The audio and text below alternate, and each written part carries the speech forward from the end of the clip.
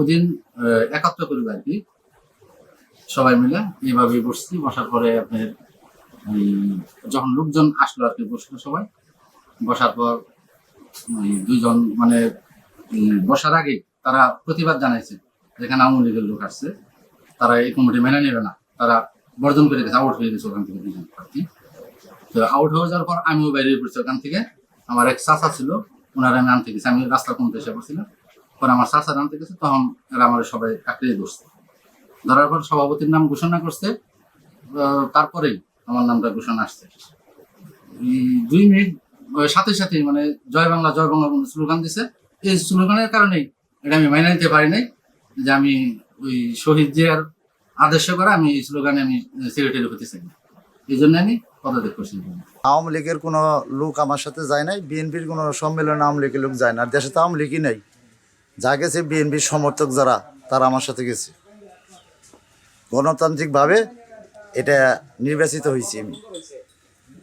আপনারা নেতাকর্মী যারা উপস্থিত ছিল, থানা পর্যায়ের, ইউনিয়ন পর্যায়ের, ওনাদের কাছ থেকে আপনারা টাকা কালেকশন করতে পারেন। তাহলে আলিম পদত্যাগ করলো কেন? এটা আলিম হলো সেক্রেটারি প্রার্থী, আমি হইলাম সভাপতি প্রার্থী। এটা আলিমের ব্যাপার, এটা তো আমার ব্যাপার না। যদি সেক্রেটারির সাথে আক্রোশ হইতো, প্রতিদ্বন্দ্বিতা হইতো, তাহলে ঠিক আছে। আমি হইলাম সভাপতি, হ্যাঁ হইলো সেক্রেটারি। কি কারণে পদত্যাগ করছে এটা তার ব্যাপার, এটা তো আমার বিষয় না। যখন দেখলাম যে ওই লোকের মানে এই বাদলের কিছু লোকজন ওই দিক থেকে আসতেছে, মানে ওর বাড়ির যে আত্মীয় স্বজন, ওই যে ভাই বাড়িতে যায় সব মন তো আমি লিখ সবাই, এরা যখন আসতেছে তখন আমাদের লোক আস্তে আস্তে বাড়ির দিকে যাইতেছে গা, রাত হয়ে গেছে। তখন আমরা কইলাম যে এই কমিটি আজকে হবে না।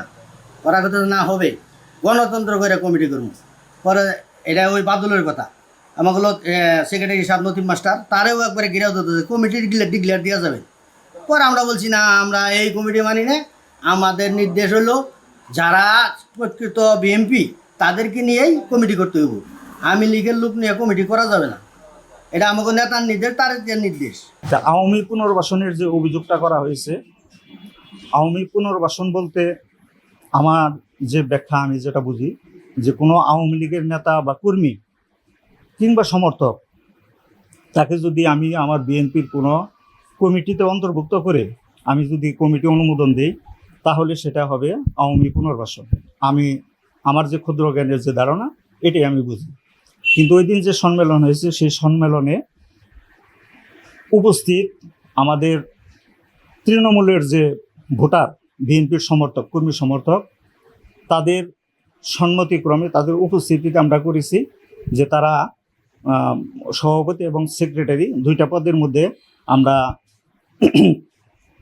তাদের সমর্থন যাচাই করেছি। সেই প্রেক্ষাপটে সভাপতি হিসেবে বাদল সরকার বেশি সমর্থন নিয়ে সে নির্বাচিত হয়, এবং আলিম সে সাধারণ সম্পাদক হিসেবে নির্বাচিত হয়।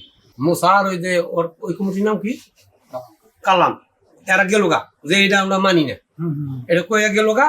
আচ্ছা গেলে ভাড়া মনে করেন, তার বাদেও ওনারা ডিক্লেয়ার দিলে ভাড়া মনে করেন যে ওনারা ওই মাসের থেকে মনে করেন কই অবস্থা ওইটাই কি বলছে যে জয় বাংলা, জয় বঙ্গবন্ধু, এটা এগুলো কোন পক্ষ বললো?